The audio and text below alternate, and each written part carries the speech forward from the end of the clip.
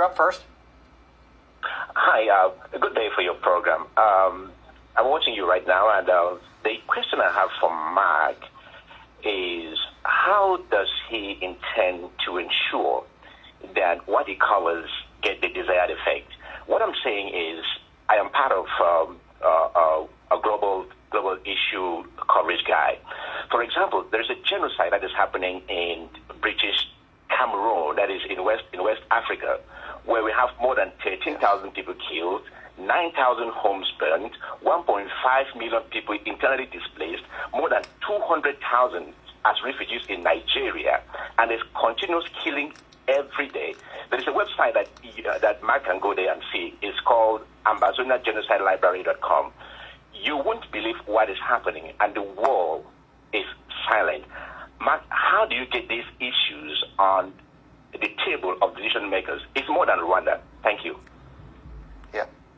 Yeah, great question. And the situation to which you refer, the persecution of Anglophones in Cameroon, is indeed a subject that I have covered in depth, twice at least, on the podcast over the last couple of years. Most recently, a few weeks ago, I had a senior official named Jan Egeland, who is a former top United Nations official and now is head of a very large international relief organization called the Norwegian Refugee Council, on the show to discuss exactly what you are talking about, the persecution of Anglophones and the conflict in the Anglophone region of Cameroon. And one thing from that conversation still sticks out to me.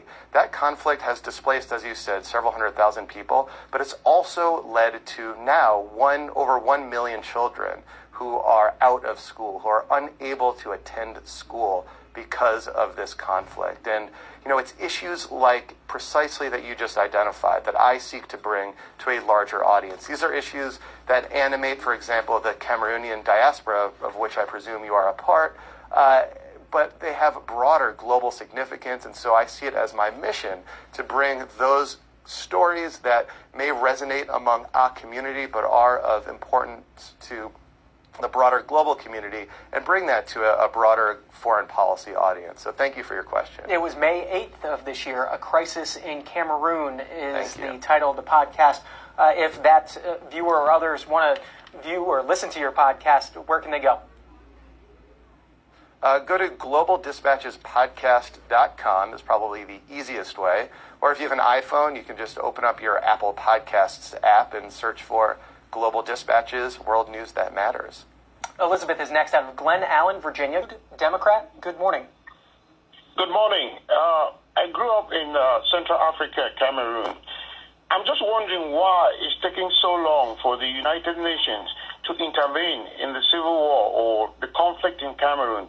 You have soldiers dying from the government, you have separatists dying, and you have civilians dying. I grew up knowing that prevention is always better than to cure. Why is the United Nations, and America in particular, allowing this war to continue?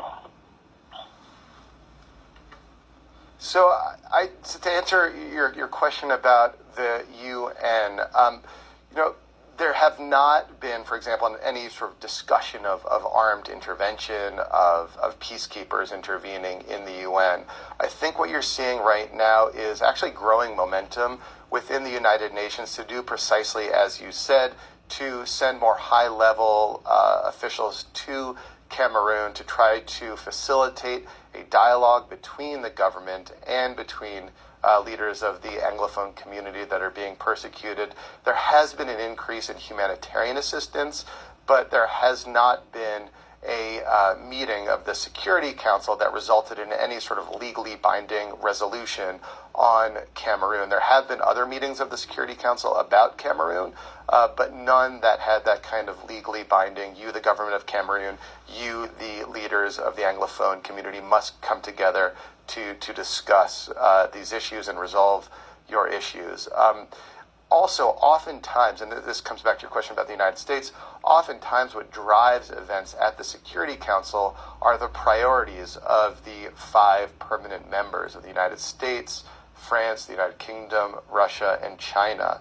And Cameroon is just, it's unfortunately not a priority of those countries. I think the lack of intervention or the lack of really anything you're seeing from the U.S. is more or less like indifference to what's happening. I'm sure there are people at the State Department who are working hard behind the scenes to try to do what they can, but you're not seeing any sort of high-level engagement by the Secretary of State or anyone in the White House around this issue because they're indifferent to it, unfortunately. Brooklyn Park, Maryland. Robert, Republican. Good